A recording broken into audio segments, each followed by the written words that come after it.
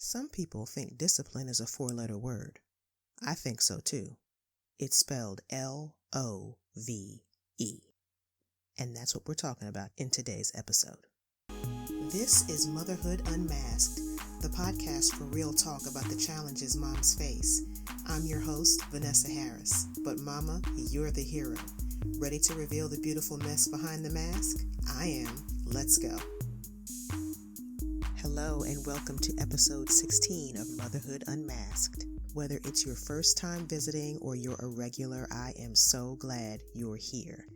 And today we're talking about discipline, which has never been a sexy topic. And if you listen to some parents, anything less than constant affirmation is considered abuse. But level-headed moms like you know that discipline, which is not synonymous with punishment, is rooted in a love that wants the best for your child. You want to see him or her flourish into prospering adults who positively contribute to their family and society at large. And a task that noble is not for the faint of heart, which is why I can appreciate the concern Marissa shares with us today.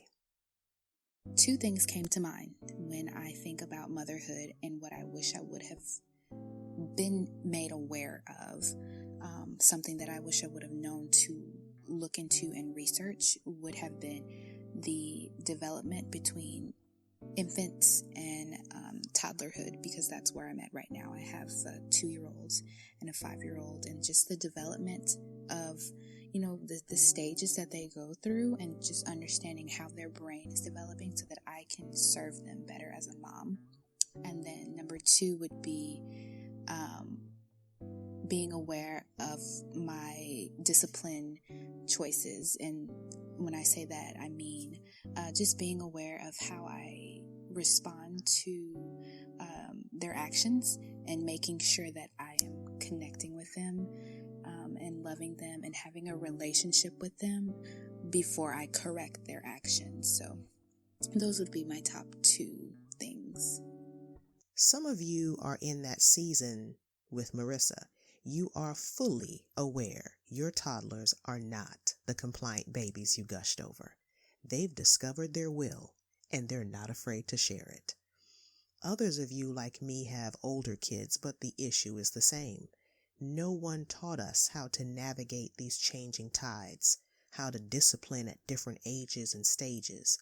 And while I could talk specifics about age-appropriate discipline that takes into account a child's developmental stage and comprehension, today I'm inviting us to take a step back. Because before you grapple with how to discipline, it's important to appreciate its necessity, number 1, and 2, what is the foundational component to your discipline of choice. So, to get us on the same page, I pulled a definition for discipline from Webster's Dictionary, and it says that discipline is training that corrects, molds, or perfects the mental faculties or moral character. So, correction isn't just about controlling children, it's about preparing them for the way of life, since discipline shapes the self-control needed to function as a productive member of society. And it's because you love your child that you want him to be great. So we understand why Solomon says a refusal to correct your child is a refusal to love him. That's quite the opposite of our culture's mindset of live and let live. But I'm going to tell you what, they also have a special place for people who think that what they want when they want it is all that matters. And they're not afraid to put folks in there and throw away the key. So while you don't want to be a willing party to your child's destruction, you do want to, as Marissa said, correct in a way that communicates love. And I think you do that in the day in, day out relationship you build with your kids.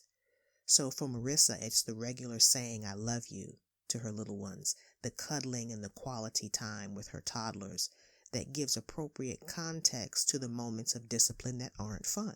Because let's face it, while discipline is necessary, it's never fun. But when your child has an abundance of loving, feel-good experiences with you, when you correct them, By making a clear connection between their wrong behavior and the consequence, they can limit the unpleasant experience to that event and understand it happened in the context of love. They don't go around believing you hate them when they know discipline is a part of love. Recently, I looked back through some old journals to prepare for this episode. They were journals from when my family lived in South Carolina. Our boys were toddlers, and my husband was underway on military assignments for months at a time. I read through so many entries of miserable, draining days. Because raising 3- and 4-year-old boys by yourself in a new place with no family or friends close by is no joke. And from the looks of my journal entries, I screwed up my fair share. Time after time, I wrote about how hard it was to consistently show love and consistently discipline, especially when it didn't look like things were getting any better.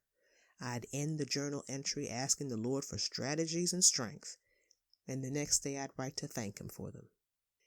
But I also found an entry from that same time period where I cried because both of my boys said I was their best friend. Girl, I bet they could have bought me for a penny that day. Mom life was rough back then, but that's the nature of discipline. It takes courage and endurance, more so during some stages than others. But if you do your best to do it in love and with the goal in mind, you'll discipline in ways appropriate and effective for your child.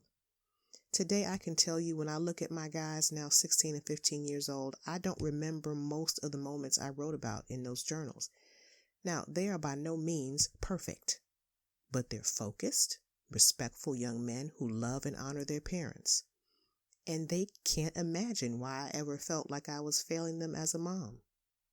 Thank you, Jesus. Because, before you start a family, no one tells you how hard it is to navigate different stages of development and the change and discipline required for each.